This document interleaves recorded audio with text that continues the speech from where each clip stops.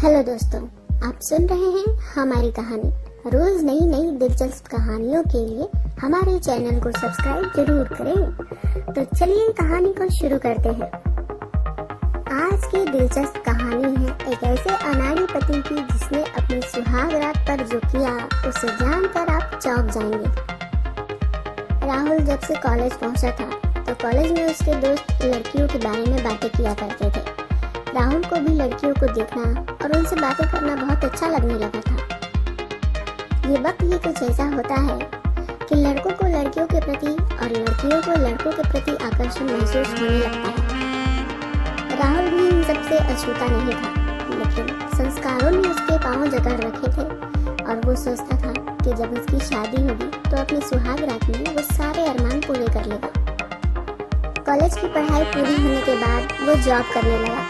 उसके सारे दोस्त भी अपने अपने शहर वापस चले गए थे और जॉब करने लगे थे। राहुल का एक पक्का दोस्त था प्रशांत।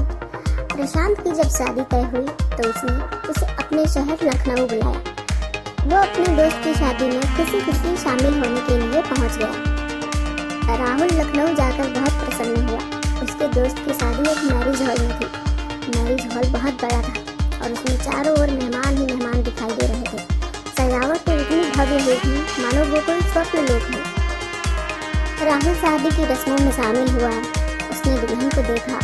वो सब देख देख कर उसका मन खुशी से उछलने लगा और वो सोचने लगा कि जल्दी ही जब उसकी शादी होगी तो वो भी अपनी शादी में ऐसे ही खूब एंजॉय करेगा। अपने पक्के दोस्त की शादी होते देख उसके मन में भी शादी और सुहाग रात को लेकर अरमान जागने लगे थे। उसी शादी में उसे दुल्हन की सहेली रितु मिली। रितु बहुत ही सुंदर थी।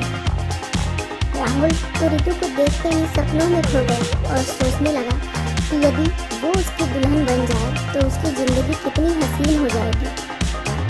राहुल बार बार रितु के पास जाकर उससे बातें करने के बहाने ढूंढता था, लेकिन रितु उसे भाव नहीं दे रही थी। वो सजी सवरी बिल्कुल दुल्हन की तरह ही लग रही थी। राहुल का मन कर रहा था कि यही उसका हाथ पकड़कर अग्नि के साथ फेरे ले ले और अपने दोस्त के साथ वो भी अपनी सुहाग रात मनाए। लेकिन अपने मन में उठ रहे ख्यालों को वो बड़ी ही बेरुखी से दबाकर चोरी छुपे रितु को निहार रहा था। आखिरकार उसने अपने दोस्त से कह दिया कि यार मुझे रितु बहुत पसंद आ रही है, इसके साथ मेरी बात चलाना।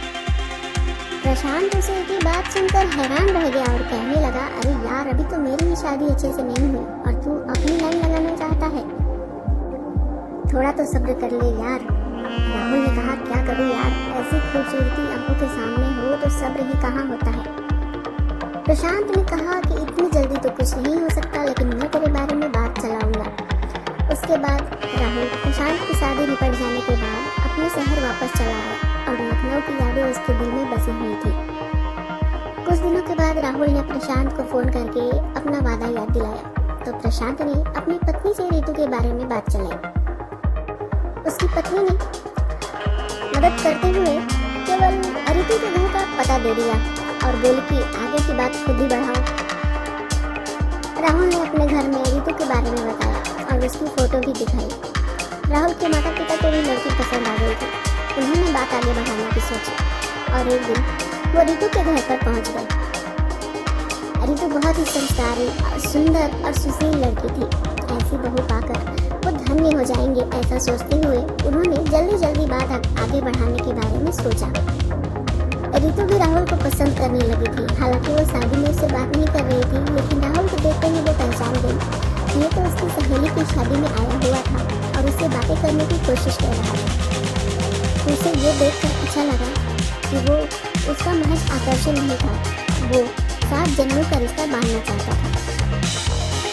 रितु की सहमति से रितु के घर वाले भी इस रिश्ते के लिए राजी हो गए और दोनों की सगाई हो गई।